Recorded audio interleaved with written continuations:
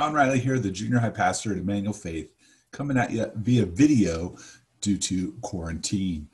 Now we're into Daniel chapter 6, and this week Daniel tells the story of Daniel in the lion's den, one of the most famous stories from the Bible. Interesting thing about this chapter, though, is it actually focuses on King Darius more than it focuses on Daniel. The whole story is told from the king's perspective, and it focuses on the stress he feels, especially from the moment that he feels trapped by his own governors. The beginning of the chapter explains how this particular king had set up his whole country and divided it into regions and put 120 governors. The Bible uses the Persian term, satraps for those governors. He put them in charge of those different places. And Daniel was so loved and respected by this king that he put Daniel over 1/3 of them. And this chapter announces that the king was planning to put Daniel over all of the governors, overseeing all of them. Now, the governors didn't like Daniel. It doesn't tell us specifically why, but we can assume it has to do with the corruption that they were involved in and the fact that Daniel didn't have any and that he wasn't going to let them get away with it. It could have been just simple jealousy, but they come up with a plan, and the plan makes the king feel trapped by his own words. The Bible says it like this.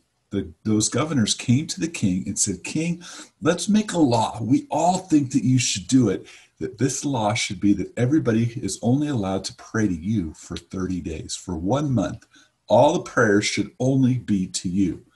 Now, he was, of course, flattered by this, and he agreed, since they were all in unanimous support for him as their leader. And the truth is, they were just trying to trick him, because it doesn't say if it's the next day or days later. Daniel hears the law and he goes and prays just like he normally does. It was his practice to go pray 3 times a day, sort of leave work, kneel down at home and pray to God. And he went and did it unashamedly, indifferently. He just kept doing it. And these men brought it to the king's attention, and the king felt devastated. But he agreed. He had made the law, and it says in chapter 6, verse 16, here's the words. So the king gave the order, and they brought Daniel and threw him into the lion's den. The king said to Daniel, "May your God, whom you serve continually, rescue you." The stone was brought and placed over the mouth of the den, and the king sealed it with his own signet ring and with the rings of his nobles, so that Daniel's situation might not be changed.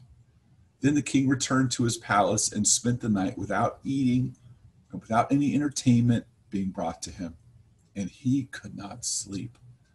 At the first light of dawn, the king got up and hurried to the lion's den. When he came near the den, he called out to Daniel in an anguished voice, "Daniel, servant of the living God, has your God, whom you serve continually, been able to rescue you from the lions?"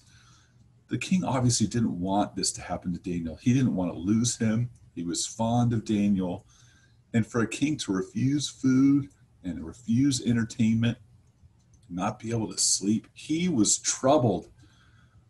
Ran to see Daniel, and thankfully Daniel was able to answer him. And yes, Daniel's God did save him.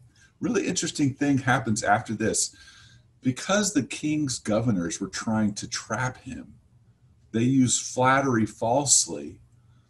It says that he rounded up all 120 of them, including their wives and children, their whole families, and they threw those guys into the lion's den. And it says that the lions pounced on them, and before they fell down and even hit the floor, that they had crushed all their bones to powder. I don't know how that looks or what that would be like, but these lions were vicious. And these men had been vicious, trying to trap Daniel, trying to trap the king to get rid of Daniel because of the corruption that's in their hearts. So 2 things for students to think about. 1, who is trying to flatter you?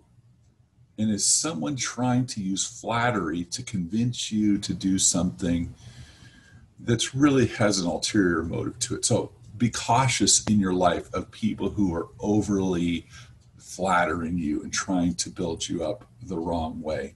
and be wise and try and be discerning about that. And then the second thing is, look what the king said twice. He called Daniel the servant of the living God and said twice that Daniel serves God continually.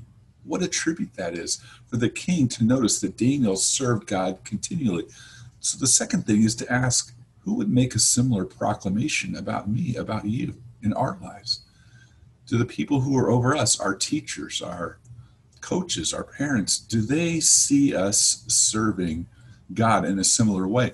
Do the important people around us know where our allegiance lies? And does the way our faith come across through the work that we do, whether it's homework or work at home like chores, does it come across that God is the one that we're working for? It did for Daniel, and it made the king really love him and value him. It made his peers out to be jealous, but it's still the right thing for us to focus on and the right thing for us to do. So this week, I encourage you to pray about being a part of our youth group, our church, that is going to be full of people whose everyday lives are marked by faith. Faith that comes across like devotion to God and honest hard work with whatever we're asked to do by the people who are our bosses or who are over us. So be praying about that. One, be careful of flattery and who's trying to trick you. And two, let's have our lives reflect that we trust God and we have faith in Him.